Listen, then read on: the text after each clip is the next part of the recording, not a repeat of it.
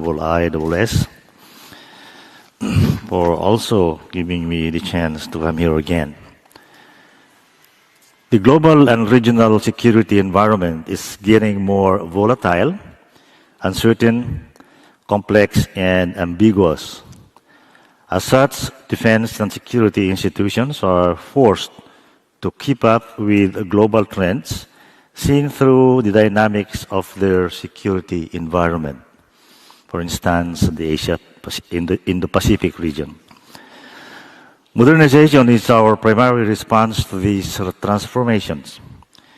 In the Asia-Pacific, this is operating in a more distinct context as countries operate under the shadows of geopolitical competition between and among major powers. This is where the multifaceted nature of military modernization comes in terms of its risks and opportunities. During the Cold War, we witnessed the intense arms race between the United States and Soviet Union. Many decades later, the fear of arms race is again rearing its ugly head as new strategic competition materializes. And while the arms race now is not as intense as before, the calculus has changed as there are now more nuclear-armed players. Nuclearization is one challenge that demands collective action to prevent proliferation and development of new ones. The Treaty on the Prohibition of Nuclear Weapons came into force in 2020. The Philippines is among those that have already ratified it. This landmark initiative strives to put an end to the proliferation of nuclear weapons and weapons technology, promote cooperation in the peaceful uses of nuclear energy, and further the goal of achieving nuclear disarmament. Defense modernization always entails significant amount of cost or spending. In a state like my country, with competing resources and budgetary constraints, where guns versus plowshares and bullets versus butter are legitimate concerns, defense modernization diverts or even stops government spending for social welfare and economic development. As we enter the so-called Fifth Industrial Revolution, application of technology to warfare has also become more diverse to the detriment of smaller and less developed countries. Technology has become so advanced that it is now transforming and altering the face and pace of warfare. Case in point is the emergence of artificial intelligence and fifth-generation telecommunications technologies in defense capability development. These technologies contribute to the rise of unconventional, ambiguous, or gray zone strategies, where rules of engagement are vague and below the threshold of open-arm provocation. Quantum computing technology also presents new avenues for domination. While knowledge on these technologies is still in its infancy, major powers show keen interest to explore further development. Thus, the competition for technological supremacy is fierce due to the advantage that will accrue to whoever gets there first. Quantum computing may likewise render obsolete the critical cryptographic softwares and pertinent encryption protocols that protect sensitive digital information. These new and emerging defense capabilities may be exploited not only by state, but also by non-state actors to target people and critical infrastructure at the extreme peril of small and unprepared countries. International regulation is therefore imperative on the use of cyber capabilities, artificial intelligence, quantum computing technology, and other new forms of inventions for offensive and disruptive purposes. Notwithstanding all these risks and costs, new defense capabilities present benefits that are critical in maintaining a stable regional balance. The primary goal of improving defense capabilities is deterrence. Some argue that there is a potential for hypersonic weapons to increase the deterrent capability in the entire Indo-Pacific region. We will see if that is true. Artificial intelligence and 5G technologies, on the other hand, can enhance intelligence, surveillance, and reconnaissance systems and improve command and control and cyber operations. It is also argued that cyber capabilities can be a great equalizer among states. The idea of unfeasible cyber deterrence is gaining adherence. Continuous advancement in technology also carry prospects of reducing the cost of modernization, freeing up funds for trade and investment to spur economic development, which in turn will contribute further to regional security. As happened in the past, few defense technologies and innovation could be harnessed for civilian purposes. Similarly, defense industry and technology may also strengthen bilateral and multilateral cooperation, as well as establishing new partnerships among non-traditional partners. It also has the potential to encourage public-private partnership. The Philippines is looking into innovative options to enhance technology transfer, such as co-production, counter-trade, and special foreign exchange reduction schemes. Technology and information sharing is increasingly becoming a norm in the region, especially in dealing with transboundary security issues such as terrorism, natural disasters, and maritime security issues. The joint trilateral maritime and air patrol among the Philippines, Indonesia, and Malaysia has turned the Celebes and Sulu Seas peaceful and stable after a long period of being in a state of lawlessness. Defense modernization is also an important added benefit to our nation. In the Philippines, our major capital equipment acquisitions such as ships, air assets, and engineering equipment are also extensively used for humanitarian assistance and disaster response. The Philippines being a typhoon-prone country, these capabilities make reaction faster that could save lives and properties. Modernization is not only material acquisitions.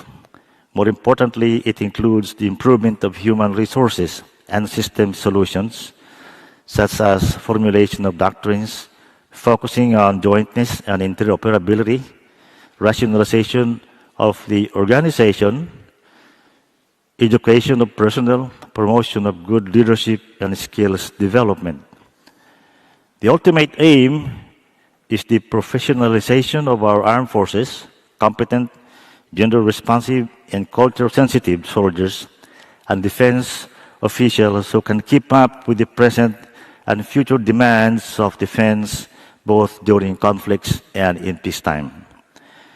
Since the dawn of history, humans have always tried to outdo each other militarily by arming themselves.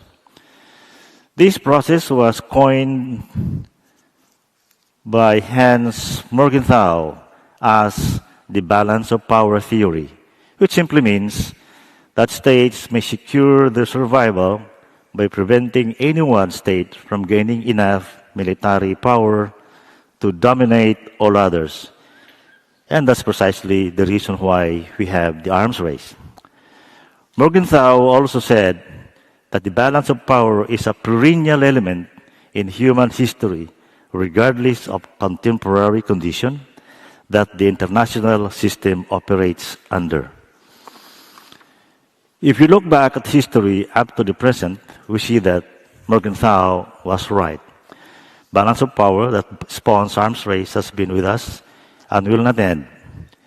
But as members of the international community with advanced communication, closer ties, and interconnected supply chains and trade, we pray we will not again sleepwalk into a general war through miscalculation, accident, or hubris. Thank you very much for listening.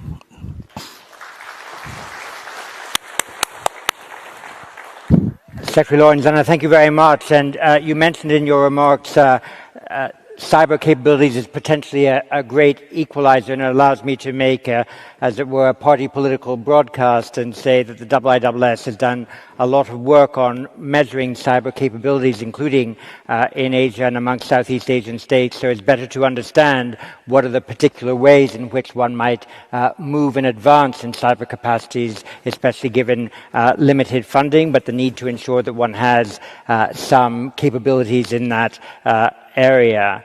Also interesting, I'm sure, to many parts of your audience, the reminder that you're open to co-production and technology sharing on defense industrial projects, and a reminder that, especially for your country, like the others represented here, maritime surveillance capacities are a really important component of a defense strategy. With that, could I invite the Deputy Prime Minister and Minister for National Defense of Cambodia, General Tay Ban, to give his remarks. Thank you, sir.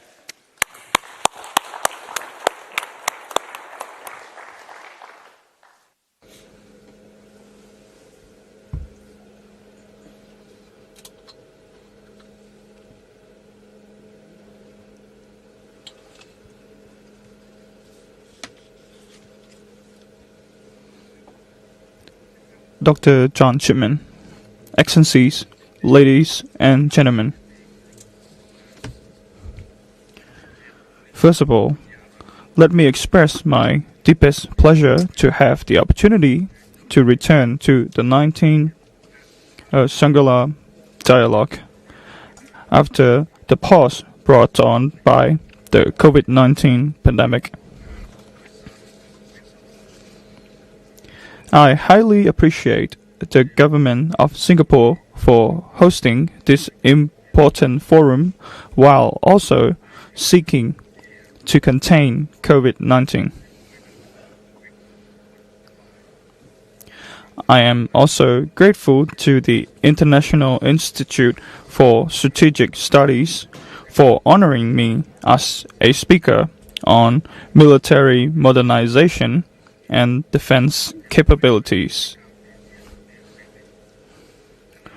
While we are not yet free from the impact of the COVID-19, the world at large seems to be encountering more and more new threats, raising concerns about a superpower rivalry, a changing world order, the slow pace of the economic growth, and armed proliferations. The rise of new strategies in the region and the recent establishment of a partnership follow from these challenges and the desire to change geopolitical conditions in the region.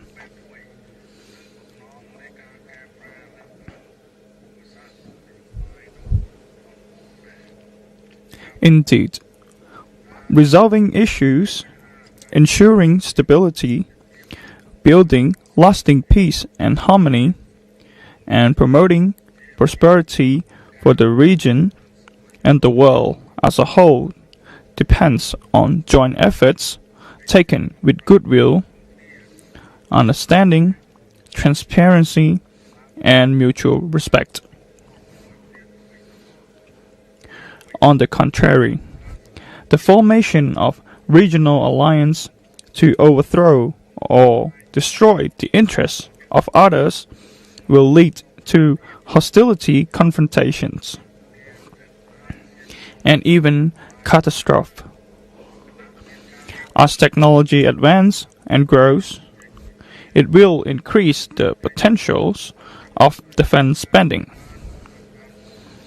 as well as advance military modernization in terms of both human and materials capabilities. Military modernizations and defense capacity building is, in fact, a requirement for every nation as they adapt to the national, regional, and global security environment. The most important goals is the righteous and just defense for our sovereignty and territorial integrity. In addition, we need modern capability to respond to common threats, including counterterrorism, maritime security, disaster relief, participation in UN peacekeeping operations, and so on. The most important factor in these matters is the use of military capabilities in a justified and legitimate way, as well as for the common goods of mankind. Cambodia today can be considered to be enjoying peace and stability that has come with the greatest difficulty through the spirit of the national reconciliations, national unity, and the win-win policy of Samdech Aka Mahasenapadei Techo Hun Sen. We are striving to develop the nation in all fields in a step-by-step manner with an open, multi-party democracy, friendly cooperations, and brotherly relations with countries around the world. At the same time, Cambodia is achieving great success in the fight against the COVID-19 through the effective actions of the royal government, which focuses on the large-scale vaccination campaign.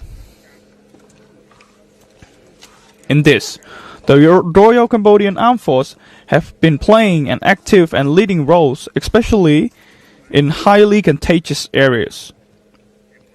In addition, Cambodia would like to express its gratitude to the World Health Organization and countries that have provided vital vaccines to all Cambodians.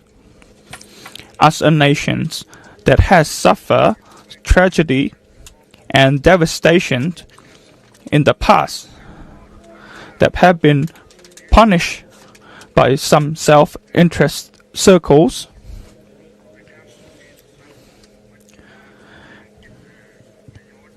Cambodia has so far opposed the use of force and sanctions to solve problems.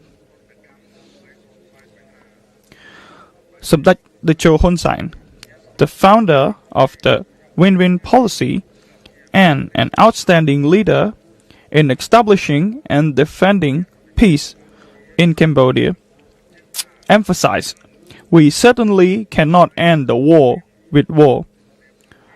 There is only one way, is to negotiate for a peaceful solution. Opponents who choose to go to war will not win." As for the use of sanction in any form to suppress anyone,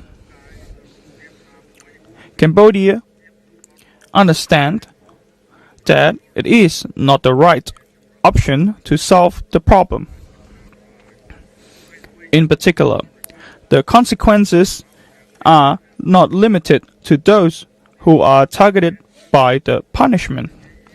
Those who try to use the sanctions and unrelated innocent people can also adversely affect it.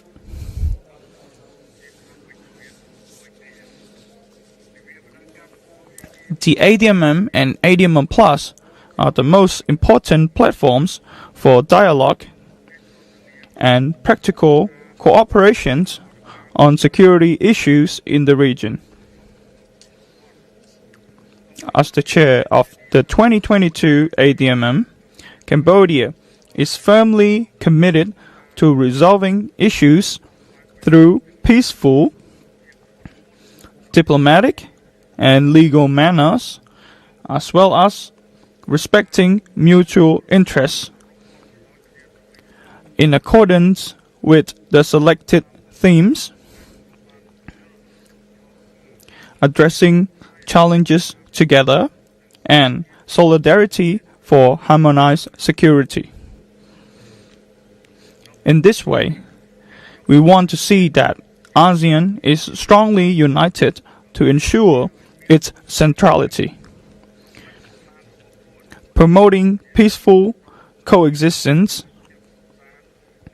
economic prosperity, and sustainable cooperation with partners countries around the world.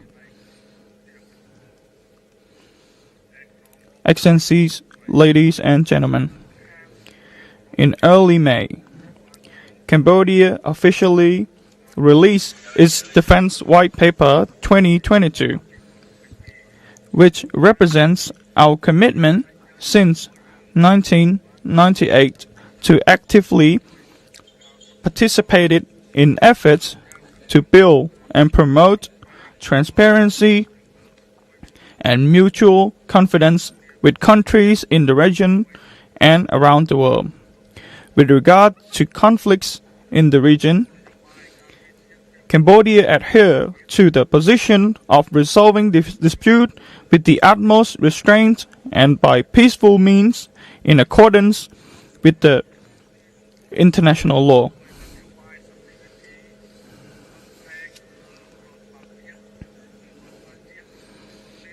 As a state party to the Treaty on the Prohibition of Nuclear Weapons,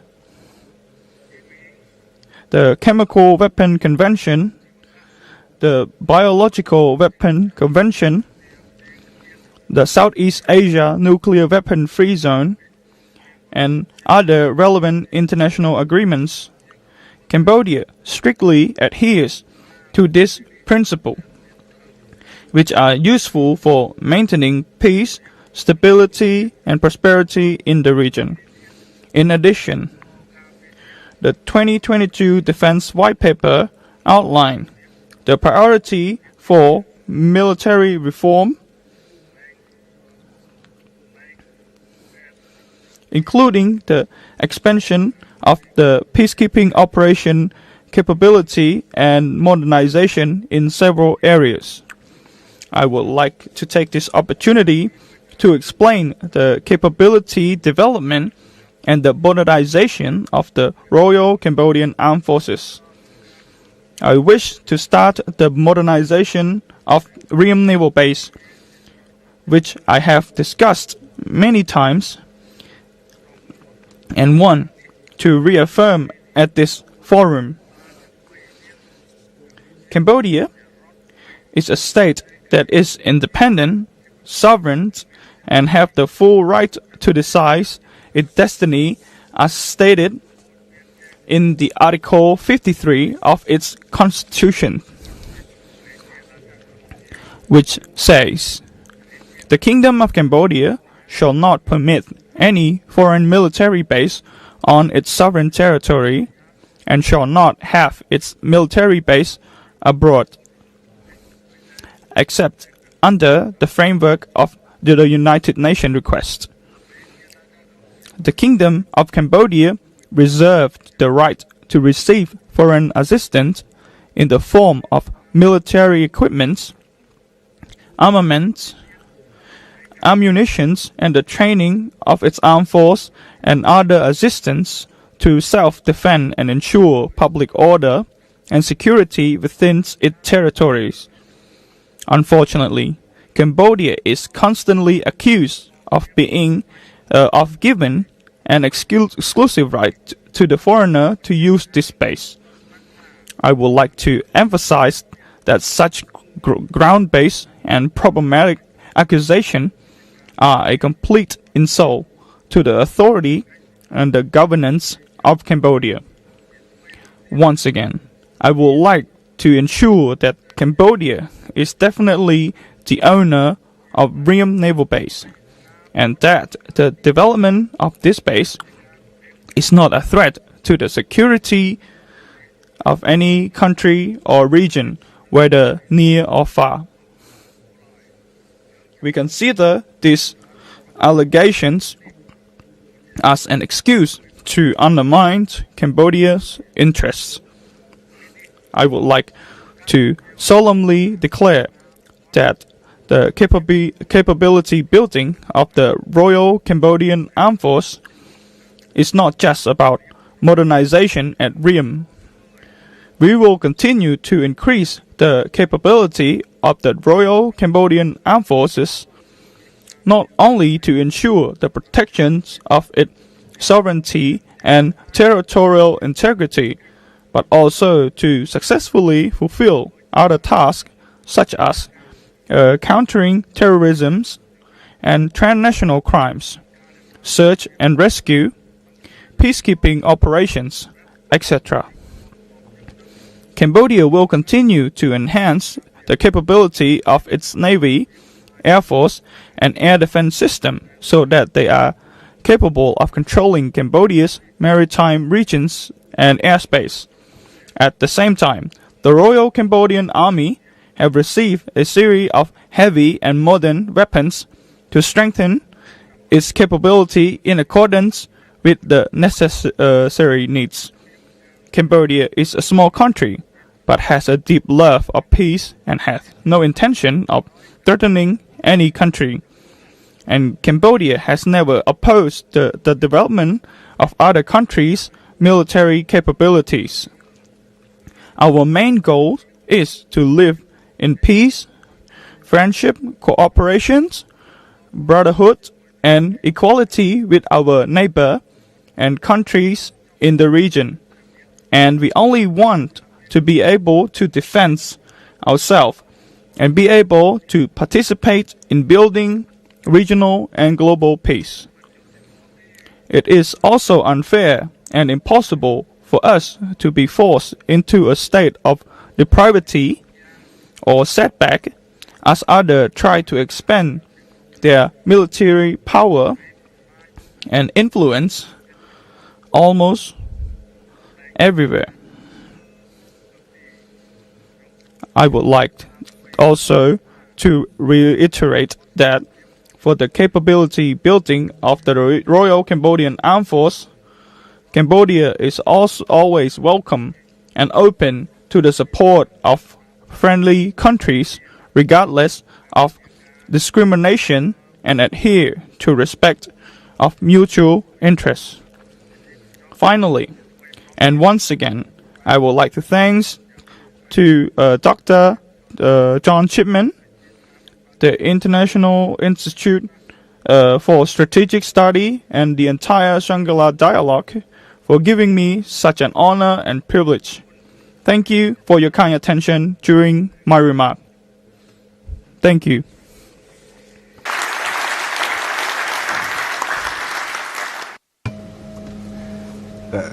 Xin cảm ơn ngài Phó Thủ tướng và Bộ trưởng Quốc phòng.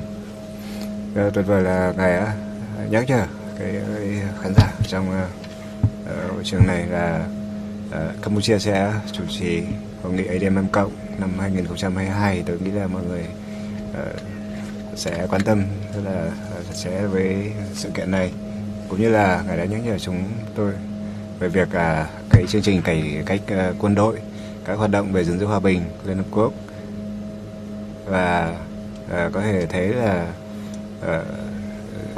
chúng ta đã trao đổi rất nhiều về hỗ trợ nhân đạo và giảm nhẹ thảm họa, và người ta là HADR, và các cái chương trình về cải cách quân đội thì Campuchia cũng tập trung rất nhiều vào nỗ lực về gìn giữ hòa bình, và tôi tin tưởng rằng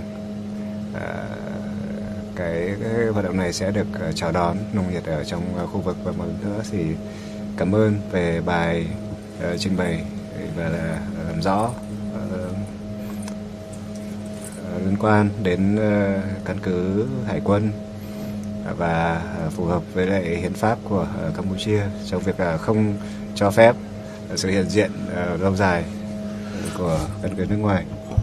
The fact that you provided them in the text of your remarks is really helpful to this dialogue, so thank you very much to you for that. Could I now invite General Phan Van Giang, the Minister of National Defense of Vietnam, to address us? Thank you, sir.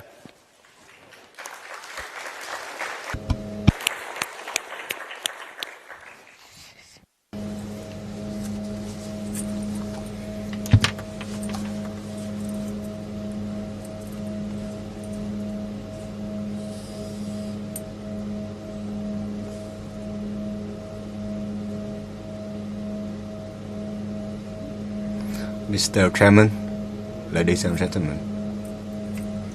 At the outset, I would like to express my sincere thanks to the Ministry of Defense of Singapore and the IISS for providing me with this opportunity to attend and deliver a speech at the 19th Shangri-La Dialogue.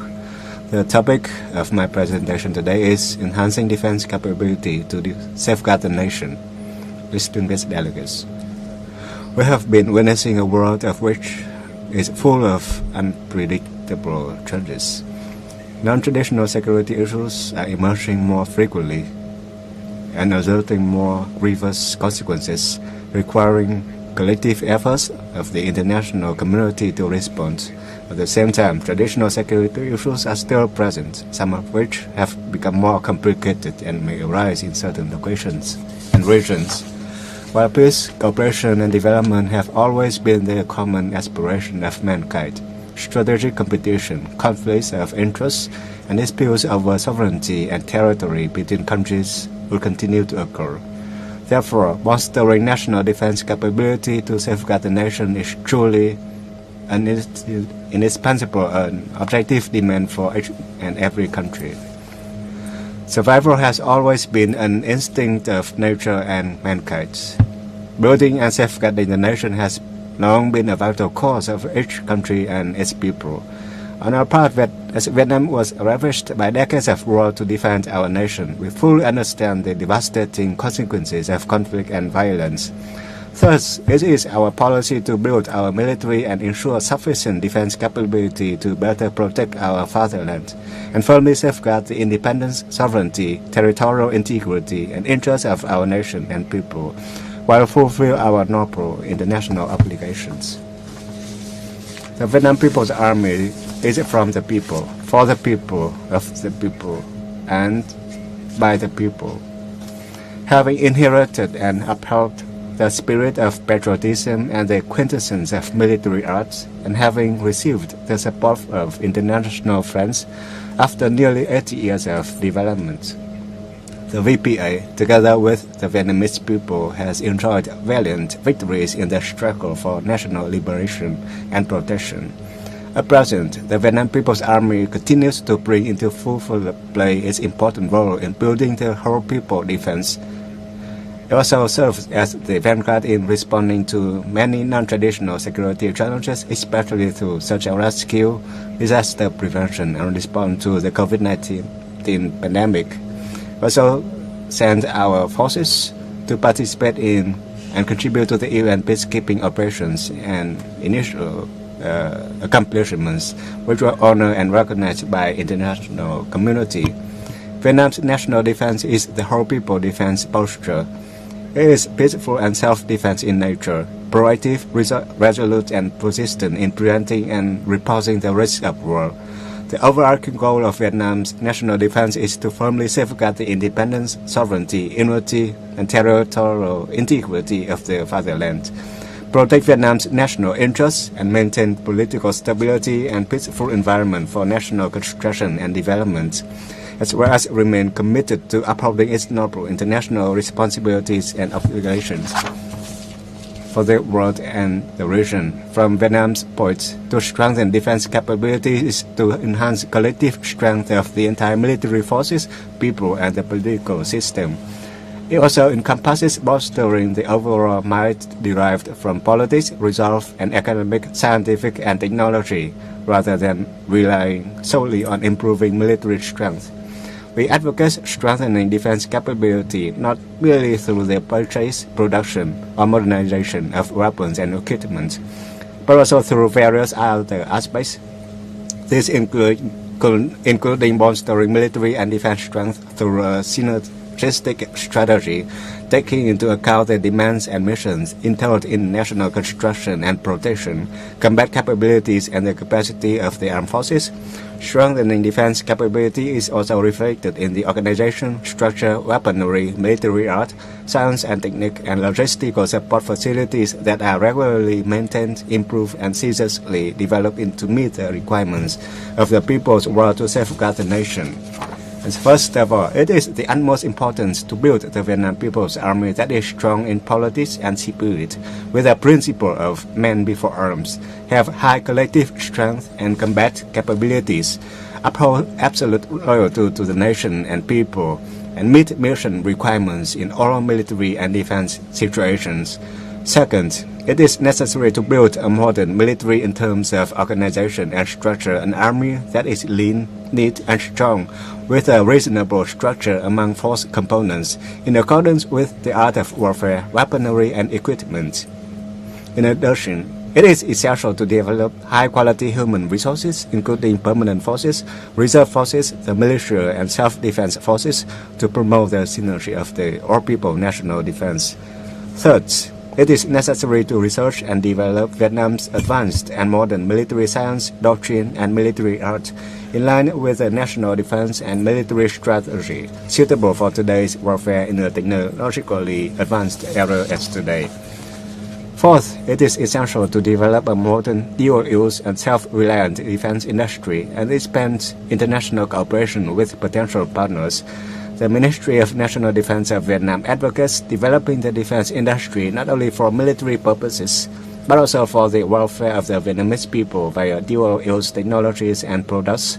This will not only meet the requirements of strengthening national defense capacity to fulfill the obligation of safeguarding the nation, but also contribute to Vietnam's socio-economic development and improve the people's living standards, in line with the instruction of President Ho Chi Minh.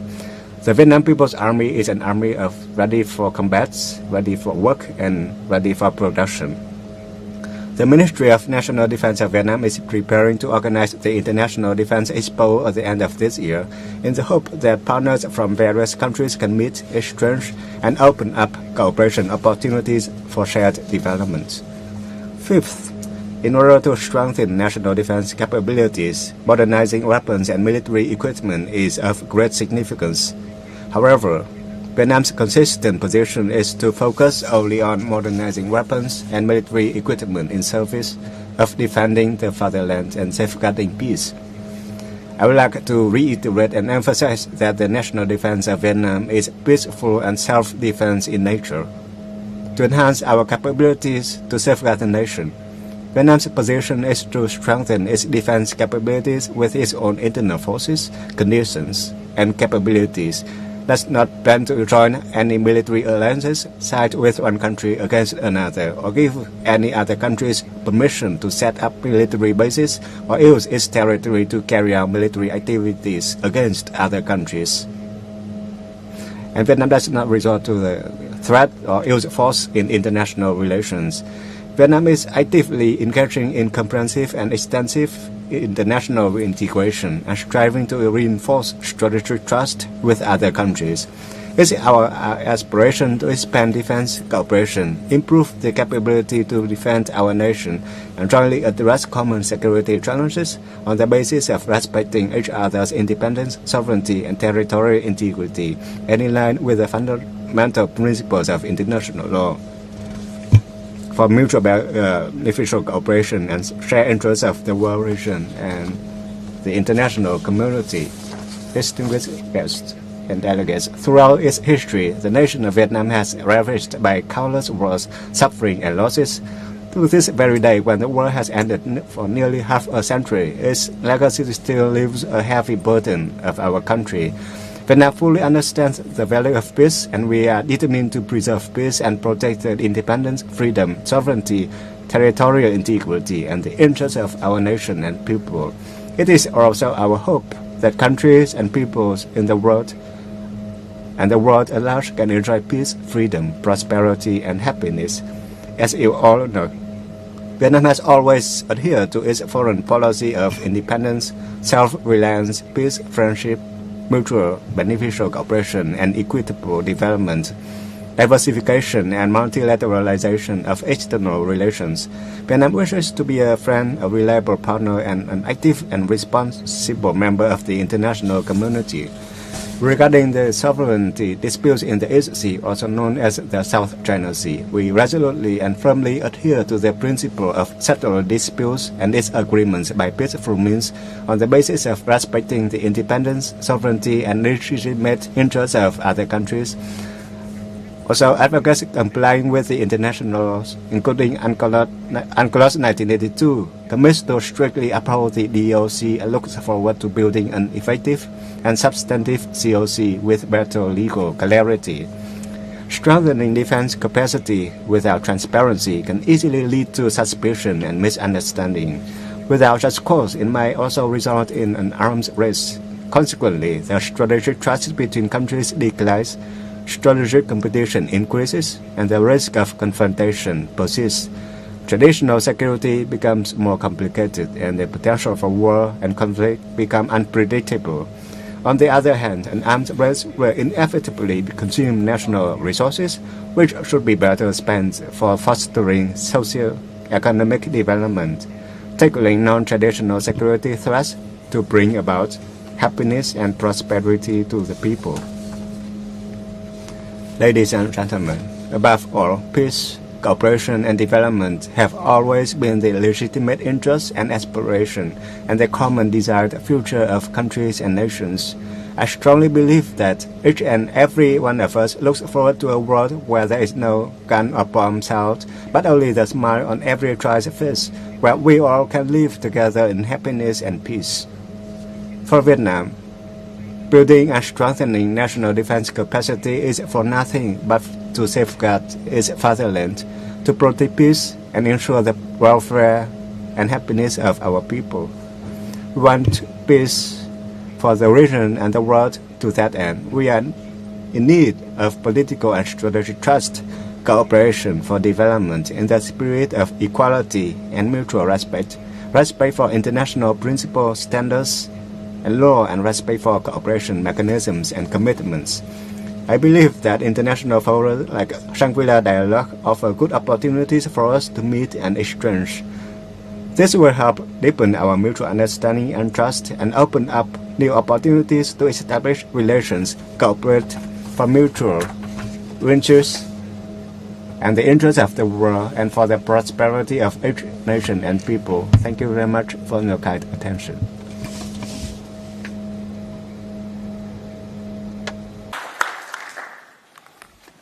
Minister, thank you very much for those remarks, and in particular for a few points I might just pick out. The first, your reminder that it is now an important priority not just to modernize equipment but also to modernize military doctrine, given the different types of threats that are faced.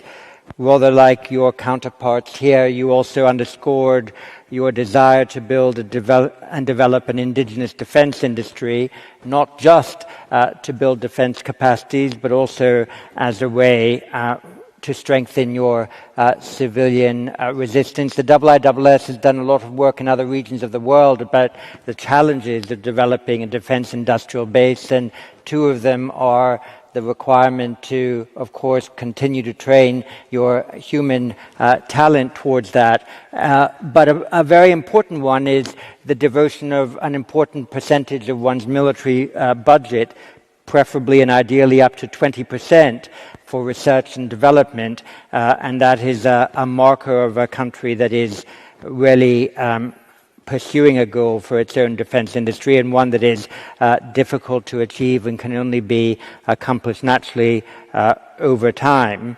And thank you again for reminding us that there is always a place for arms control in a world of competitive military strategies and procurement. With that, I'm going to open the floor for a few questions, 4 or 5, and then come back to the panel. A reminder to them that they all look at the clock, as we need to close this at about 5 minutes to 4, just before. So I invite some discipline also on behalf of those asking questions. And let me start with Chulinia Atanyaka from Sri Lanka. Thank you. Thank you, Chair. My question is an open one to the panelists. We see that there is an increasing competition in the undersea war domain between the great powers. As you have been discussing military modernization in your respective countries, I would like to know how you are preparing for this new development. Thank you. Thank you. And from the US and the IISS, Aaron Connolly. Thank you, Dr. Chipman.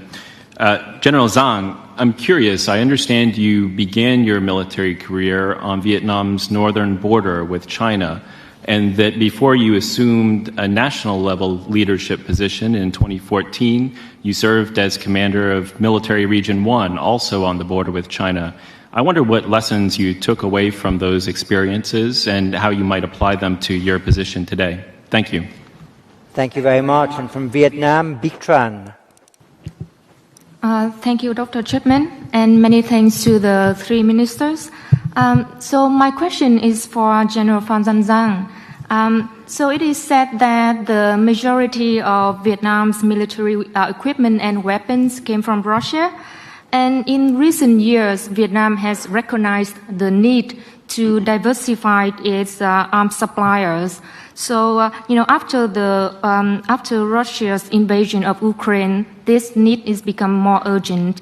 So I wonder what is the plan of Vietnam to lessen its dependence on Russian arms? Thank you. Thank you very much. And from Singapore, Swee Wee. Thank you. My question is for Minister Tay Ban. What is the nature of the arrangement with China on the base? What kind of money did China give Cambodia for the base, and what did Cambodia promise China in exchange? Thank you. And from Cambodia, Sansan Bathbong. Good afternoon. I'd like to direct my question to Deputy Prime Minister Somdech Pichesna. So Cambodia recently recruited about 400 new officers as part of its medium-range missile defense corps under the Ministry of National Defense. So my question is that part of Cambodia long-term modernization plan, or is it Cambodia respond to the deteriorating military landscape in the region? Thank you. And from Germany, Maybrit Stunbaum.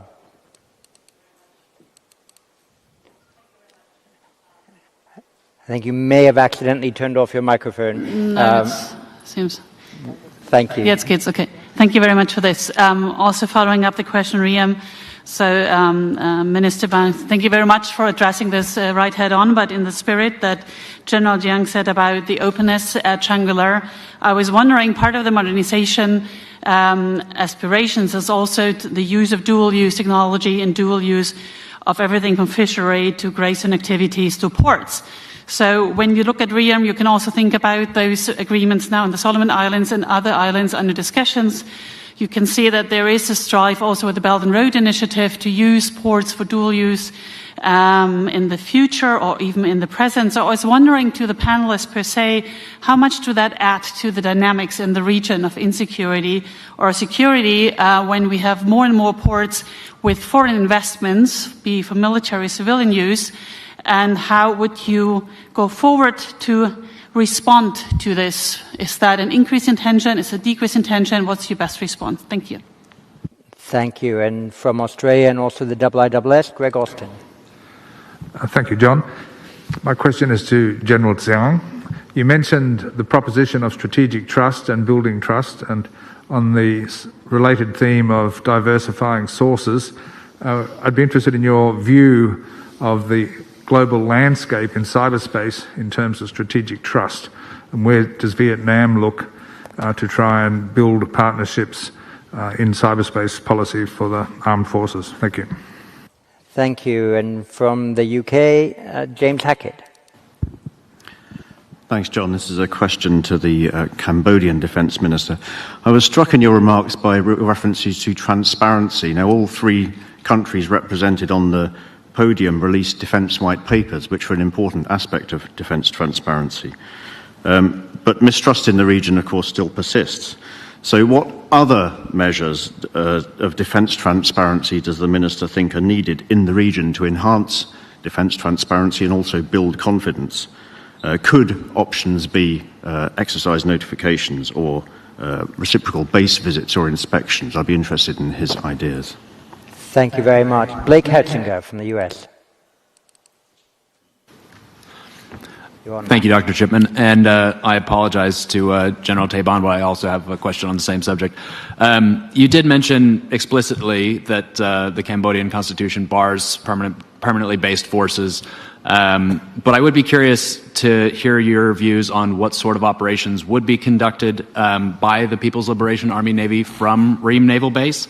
And also, on the theme of transparency, if this was an issue that was discussed, as you mentioned, Cambodia holds the ASEAN and ADMM chairs. If this was something socialized with other ASEAN member states and your neighbors prior to the groundbreaking this week, and how this arrangement might affect their interests in the Gulf of Thailand and South China Sea, or thinking longer term in terms of the stalled South China Sea Code of Conduct. Thank you very much. I think we've got quite a lot there. So just out of fairness to our speakers and out of prudence for the timing as well, could I maybe ask first the Defense Minister of Vietnam to answer the one or two questions posed to him? You've got a couple of minutes as well for your questions, and if there's anything you want to do to sum up, then Secretary Lorenzana, we'd be delighted to hear. But first, Vietnam, you can speak from your chair, and we'd be delighted to hear a couple of your responses to those questions, not least from your own national about the diversification of weapons supplies to the country.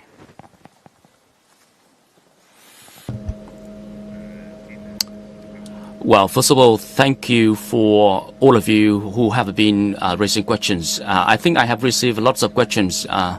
So first of all, I would like to say that new technologies and countries, so how we are going to deal with that, I would say countries would need to put the great interest into this. And you know that industry primed the priorities for military. I'm sure that this is in the national interest of all the countries, and it's the general principle. So secondly, when we talk about weapons, it's true to say that sources of Vietnam's weapons are from Russia and Ukraine, and also from the former Soviet Union and Socialist Union, socialist countries. But that's a long time. Remember that we have been developing our own weapons and platforms. So that's why I'm saying in my speech that please come to our exhibition, the defense industry exhibitions. Bring with you your new, weapons to protect peace and national sovereignty and integrity. So we can also study and tap it for our self-defense purposes. Now, when it comes to other issues related to this, you know that I used to be the soldiers, and gradually I developed and become the general, and now I'm here as the Minister of National Defense. What I learned from my experience, I would refer to a proverb that we can sell our brother, but we need to buy the near neighbors. So we need to think about, things in a general, and let's think about how to settle the disputes and differences. In this respect, we talk with Laos, Cambodia, China. We have close relationship. We can talk with each other so that all the differences and disputes can be solved peacefully, so that we can have a peace stabilities in the border and in the both sides of the borders. If we can do this in the world, I would aspire to have a global peace. Mr. Chairman, let me have one more word, touching upon the cybersecurity topic. This is a new realm. It is so powerful. We consider it as the new domain of operation. So we have been studying, we are developing the forces, and we are ready to tapping it for both the defense and the constructions of our country. I would like to thank you so much. Cambodia.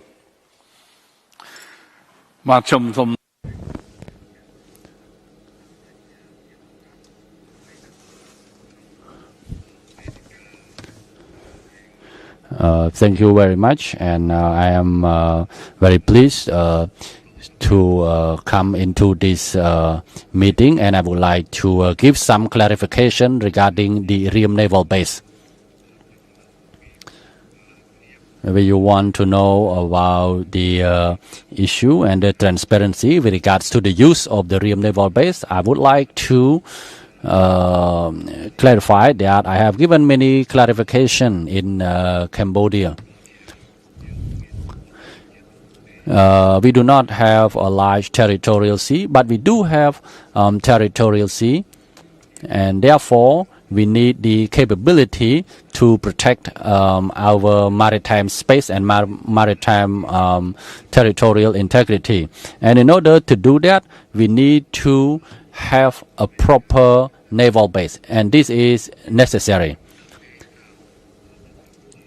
All of you probably do not know that in Cambodia we do not really have any major port that the ship can come in, except the port in the Sihanoukville, where the large commercial ship can come in. So basically we do not have such places, and even for the military we do not even have a proper base. And so how can we protect our maritime sovereignty if we do not have a proper base?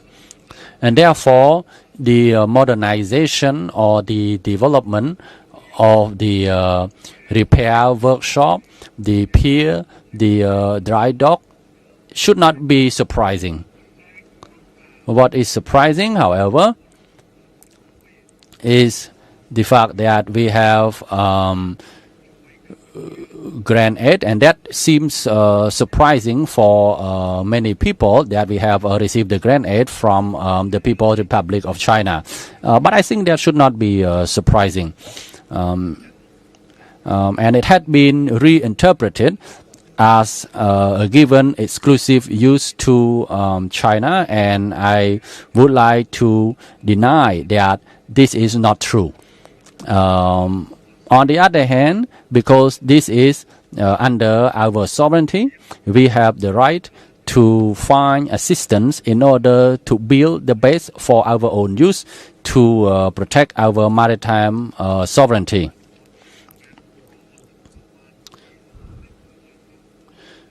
So we have sought for the development of our base for a very long time, especially to repair the ships and the vessel. And it doesn't have to be the navies that have to belong to this country or that country. Any ships from any country that need emergency repair in the territorial sea can just come into our port to receive the repair. When we want to talk about the transparency, I think basically we have built this in the Cambodian sovereignty. So basically we build it based on our own needs. So I would like to clarify this again, and just like I have clarified before, there is nothing more than the enhancement of the Royal Cambodian Navy. So that we have the capability, we have the place, we have the port, we have the repair workshop. And also we would like to make the base capable of receiving large naval ship, and we have to have a little bit deeper for the sea. With regards to the next question about the recruitment of the hundreds of new officers and soldiers, I would like to clarify that for the military, this is normal because the military have to retire, and so we have to recruit more officer and soldier. And how do we manage this? How do we allocate them to what unit? I think this is the Ministry of National Defense of Cambodia to decide, and I think this is within our right to prepare that. And it's not just 400, there are even more than that. And how to use that? We will use it based on the requirement of the Ministry of National Defense of Cambodia, and I think that is normal. Thank you. Thank you. Secretary Lorenzana, a few closing reflections. Thank you, John. Yeah, I'd like to deal on two questions that was asked a while ago. Number one is the increasing competition between major powers and how the countries are dealing with it, especially my country, the Philippines. And number two is the diversification of sources of military equipment. Number one, the increased competition of major powers and how we deal with it. We deal with it very delicately. In fact, it's like walking on a tightrope. My president said it's a slippery slope to navigate between two superpowers, considering that we are down right smack where some of the disputes or flashpoints happen in Southeast Asia. And so what our government has done, or President especially, President Duterte, was to have a dialogue with Chinese leaders, and